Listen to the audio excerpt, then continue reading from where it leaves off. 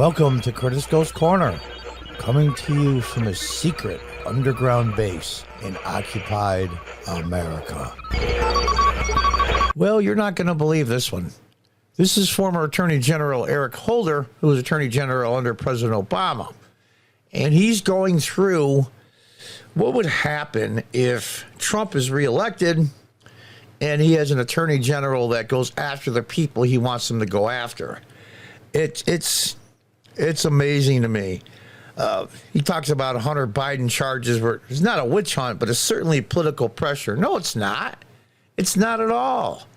He got indicted with an L.A. district attorney in L.A. County with a fake special counsel. This way now, when he appears, Hunter Biden that is, appears before Congress, he can say, I plead the fifth since I'm involved in a criminal case. It's really that simple. And delay and delay and delay, hopefully through next November's election. But what Eric Holder says in here is so, you look up the word hypocrite and you see Eric Holder's picture. Let's listen and I'll comment along the way. Describe a little bit in terms of the role of and how it would transform if an attorney general, we're not looking at things purely from the facts, purely from the evidentiary burden and how to meet it, but instead taking directives on who to prosecute from the President of the United States. Sure. If the president told a compliant attorney general, I don't like what this congressman said about me or did about me, did to me over the course of the last 2-3 years, whatever, open an investigation on that person. Yes, exactly right. That's exactly what the DOJ and the FBI is doing. If you remember Merrick Garland, he supposedly thinks that he got screwed out of a Supreme Court seat. President Obama put him up. And, of course, the rule was if you're in the last year of your presidency, we're going to let the next president pick the choice for the Supreme Court. Ended up being Trump rather than Obama. So Merrick Garland supposedly got screwed out of the seat, and this is his revenge. Biden swears up and down that he does not give standing orders to the Attorney General to go after his political enemies. Technically, that might be true. It didn't come from Biden directly. But you got a whole West Wing staff. You got a whole group of people, a cabal of people, I'll call it, that are really the president, and Biden's just a placeholder. And they know who to go after. Look at Kash Patel, for example. Everybody that worked for President Trump has spent hundreds of thousands, if not millions of dollars in legal fees. Kash Patel spent over $500,000. Steve Bannon was held in contempt of Congress and placed under arrest and handcuffed. And if you remember, Eric Holder, as Attorney General, was subpoenaed to appear before Congress. He basically told him to piss off, didn't show up, and nothing happened.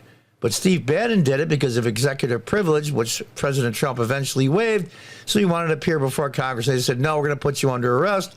Navarro, economic advisor to Trump, who lives next door basically to the FBI building. They could have called him in and questioned him. They'd done it a number of times. All he had to do is literally walk down the street. But they waited till he was in an airport in front of people and shackled him. His legs, his hands, just to embarrass him. And it caused them to spend hundreds of thousands, not millions, in attorney's fees. Yeah, so they're doing it now. They're doing what he says that Trump might do. Attorney General could tell a compliant United States attorney to do just that. Talk to a compliant FBI director who could be replaced by the president, to open an investigation, and then to just look through that person's life and look for anything that you possibly can find. Who's to say what you find in any person's life that might run afoul of the law? Well, does that sound familiar to you? What about the case in Georgia? What about the case in D.C. against President Trump? What about the case in New York? A fraud case where no fraud was given. None. And even the bank that loaned money to the Trump organization said, listen, we had no problem making that loan. There was more than enough equity in there if that loan went bad. We were happy to make the loan, and they paid on time, and I believe he paid ahead of time. Yeah. What was that old Stalin quote? Find me the man, and I'll show you the crime. That's exactly what the DOJ... You don't think for a minute that the district attorney in New York the Attorney General of the state of New York, Letitia James, isn't getting marching orders and direction from the White House or the West Wing? You got to be kidding yourself, right? You have to be a fool not to believe it. Even beyond that, the mere fact of an investigation of a person who is a public figure can be reputation ruining, can be politically damaging, not even if you find anything, just the fact that the investigation itself exists. How about the Russian hoax investigation, Attorney General Holder? How about that prostitutes are peeing on Trump in Moscow? The list is endless. How about the illegal wiretap of the Trump campaign? He's worried about that we're damaging people politically and their character and all of that. And, oh, this is really wrong. This is exactly what they've done to Donald Trump and all his associates and his family members. You say, well, Hunter says they're just going after him because he's Joe Biden's son. No, he's not. The guy's a scumbag. You know, I wish him God's grace. I really do. And I hope he gets his life in order. But that's a different issue entirely. They went after the Trump family relentlessly. There was no deal made. They had to testify behind closed doors for hours and hours and hours to the FBI and the DOJ, hoping they would make one mistake in their questioning that was just different from the questioning they gave him 5 hours before that so they could get him for lying. It's ridiculous, not even counting the cost of the attorneys. And many of these people that worked in the Trump White House can't afford $500,000. So they go into jail. General Flynn had to sell his house in order to pay for legal fees. The punishment is the process, and Democrats have been doing it for years. And this hypocrite is saying how wrong it is. He was one of the main leaders. Well, how does that go? That video that he has, when they go low, meaning the Republicans, when they go low, we kick them. Remember that one? This guy is such a hypocrite. And CNN is still carrying water for Joe Biden as his numbers go lower and lower and lower and Trump's go higher and higher and higher. One of these indictments, Trump's going to be found guilty. Make no mistake about it. And then he'll appeal. And that appeal, he'll win an appeal. The Supreme Court will step in. One of those two things are going to happen. But here's the deal. If President Trump is indicted and found guilty, erroneously, I think, are they going to incarcerate him? Are they going to put him in jail until he makes bail? They'll say, well, he's a escape problem. He might just take off. He's the most recognized person and name in the entire world, especially in the West United States. He's not going to go anywhere. He can't hide. He can't hide. It's like Obama hiding. You can't hide. So what are they going to do? Keep him in jail until he makes bail? This is ridiculous. As he's talking about how unfair it's going to be in the Trump administration, in the second Trump administration, when Trump goes after his political enemies. He's going after them because they broke the law, not some twisting of the law and not changing New York state law. And I live in New York, sadly. Changing New York state law just to go after Trump. When I was a city councilman, I was told repeatedly from the city attorney, you cannot make legislation or pass an ordinance that targets an individual.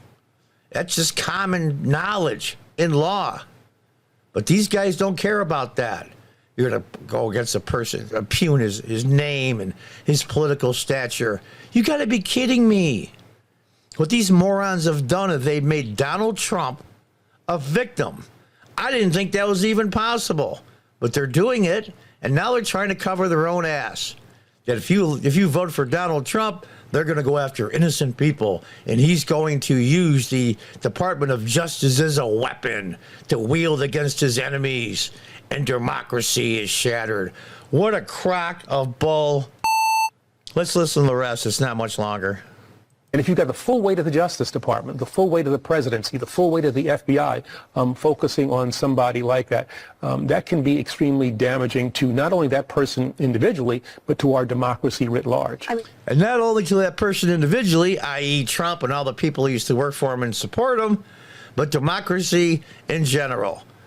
That's exactly what you're doing. Exactly what you're doing. These guys got a serious set of balls.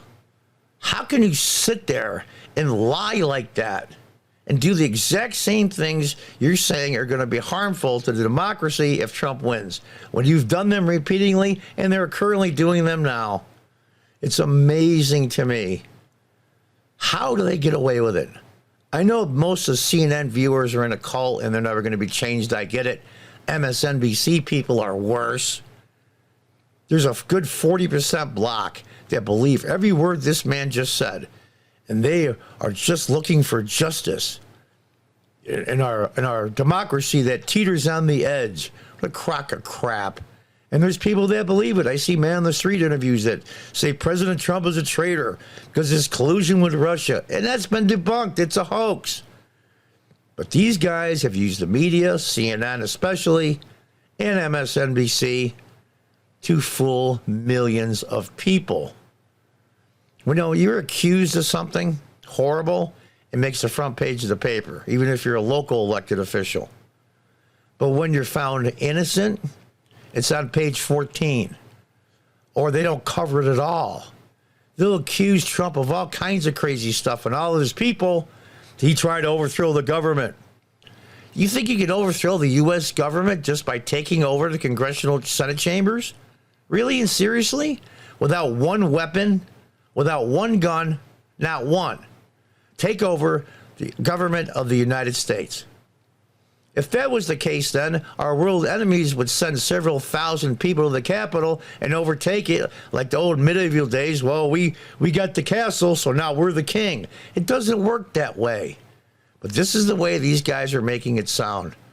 The hypocrisy is so huge that it's incomprehensible how the hypocrisy has gone so far out of control. Anyway, folks, what do you think? I mean, this guy just got under my skin when I saw this interview. What a hypocrite. And he's lying to tens of millions of Americans, and they believe him. I don't know what's going to happen.